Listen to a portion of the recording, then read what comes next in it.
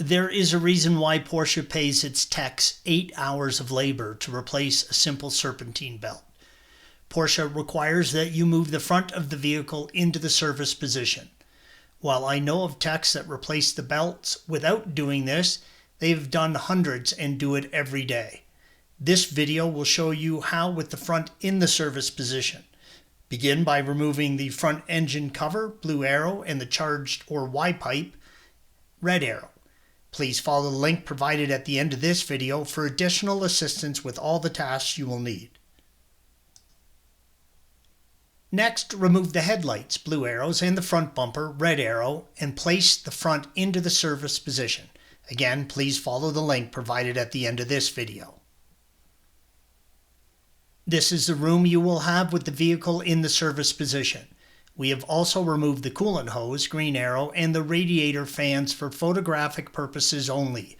You do not have to remove these. With the hose out of the way, you can see the belt tensioner, red arrow.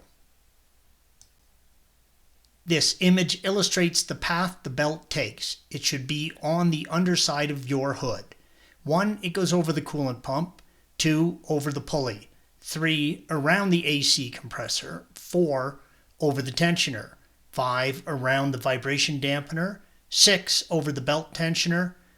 7. Over the pulley. 8. Around the alternator. This image shows the belt tensioner pulley, blue arrow, the pivot point mount, green arrow, and the hydraulic tensioner, red arrow. There is a bracket, green arrow, that a coolant line, blue arrow, and vacuum line attached to, red arrow. Cut the zip tie holding the vacuum line, red arrow. Remove the coolant line from the bracket, squeeze in on the 2 tabs and separate the coolant line, red arrow. You now need to release the tension on the belt. Use a 30mm wrench on the pivot point on the mount, blue arrow, or a T55 and turn it clockwise. This will compress the hydraulic tensioner, red arrow. This will release tension on the belt and slip it off the top of the coolant pump. Installation is the reverse of removal.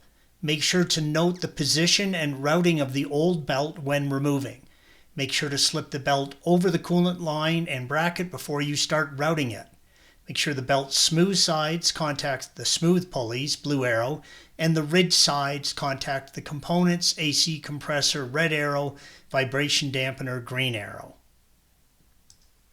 Same with the pulley, red arrow, and alternator, blue arrow.